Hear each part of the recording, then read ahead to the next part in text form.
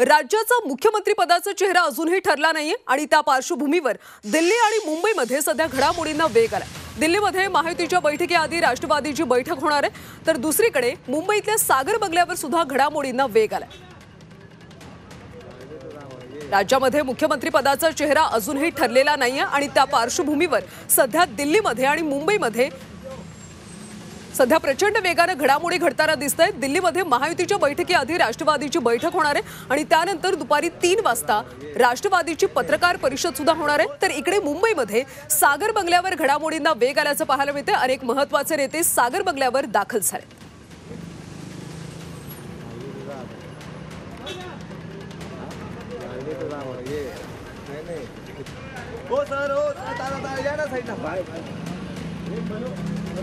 तर दिल्लीतल्या आणि मुंबईतल्या सगळ्या घडामोडींची आपण अधिकची माहिती घेऊयात आमच्या प्रतिनिधींकडून। दिल्लीमध्ये आमच्या प्रतिनिधी उर्वशी खोना आहेत, तर मुंबईमध्ये ओम देशमुख आमचे प्रतिनिधी आहेत, त्यांच्याकडून आपण सविस्तर माहिती घेऊयात। सुरुवातीला जाऊयात दिल्लीमध्ये। उर्वशी, खरं तर दिल्लीमध्ये राष्ट्रवादीची बैठक होणार आहे, महायुतीच्या बैठकीआधी त्यांची बैठक होणार आहे आणि त्यानंतर पत्रकार परिषद सुद्धा होणार आहे। कोणकोणत्या मुद्द्यावर राष्ट्रवादीच्या बैठकीत चर्चा होईल? काहीच वेळापूर्वी अजित पवार हे दिल्लीत दाखल झाले आहेत आणि ते सर्वात पहिले सुनील तटकरे यांच्या निवासस्थानी पोहोचले आणि तिथून आता ते प्रफुल्ल पटेल ह्या निवासस्थानी पोहोचलेत। आतमध्ये आता सध्या एक खूप महत्त्वाची बैठक होती आहे राष्ट्रवादी लीडर्स मध्ये, जिथे प्रफुल्ल पटेल स्वतः आणि बरोबर अजित पवार तर आहेच, बरोबरच पार्थ पवार, प्रफुल्ल पटेल आणि सुनील तटकरेही आहेत आणि ह्या सगळ्यांमध्ये एक बैठक जी होते ते म्हणजे कोणता खाता एनसीपीला दिलं जाणार, अजित पवार यांची ही राष्ट्रवादी, त्यांना कोणता खाता मिळेल। कारण की आता जे आहे भाजपचा मुख्यमंत्री हा फिक्स झाला असूनही पण खाते वाटप याला घेऊन जे तिथे डिस्कशन चालू आहेत। महायुतीच्या या बैठकीपूर्वी हे राष्ट्रवादीची अहम बैठक आहे। 3 वाजता पत्रकार परिषद ही घेतली जाणार दिल्लीत राष्ट्रवादीकडून आणि त्यात पुढे काय एक अनाउन्समेंट केली जाते त्याच्यावरती लक्ष आहे। कल्याण नक्कीच उर्वशी, तर आता आपण जाऊयात आमचे दुसरे प्रतिनिधी ओम देशमुख यांच्याकडे। ओम, सध्या सागर बंगल्यावर सुद्धा अनेक नेते दाखल होत आहेत। आता मुख्यमंत्री भाजपचाच होणार हे जवळपास फिक्स झाले, त्यामुळे खात्यांबाबत काही तडजोड होऊ शकते का? कशा पद्धतीने चर्चा होते?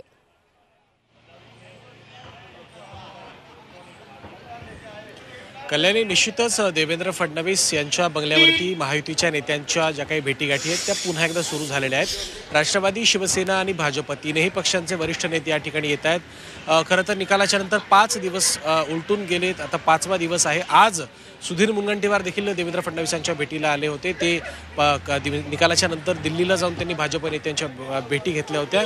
धनंजय मुंडे असतील किंवा इतर महत्त्वाचे नेते असतील त्या सगळ्यांनीच आज देवेंद्र फडणवीसांची सकाळी पुन्हा एकदा भेट घेतली आहे। त्यासोबतच इतर पदाधिकारी सुद्धा या ठिकाणी दाखल होतात। दुपारी 3च्या सुमारास साधारणपणे देवेंद्र फडणवीस हे दिल्लीला रवाना होतील। महायुतीच्या बैठकीला अमित शहांच्या उपस्थितीत जी होणार आहे त्याला ते हजेरी लावतील। जो प्रश्न तुम्ही विचारलात की खात्यांच्या संदर्भात काही बदल होऊ शकतात का, तर जी माहिती आपल्याला सूत्रांकडून अथक कळते की त्यानुसार भाजपचा सत्ता या सगळ्या स्थापनेमधला जो काही से आहे आणि भाजपचा एकंदर आकड्यांवरूनचा जो काही त्यांचा वाटा आहे त्यावरून भाजप तरी कुठल्या तरी कॉम्प्रोमाइजेस करायला तयार सध्या आहे असं दिसत नाहीये।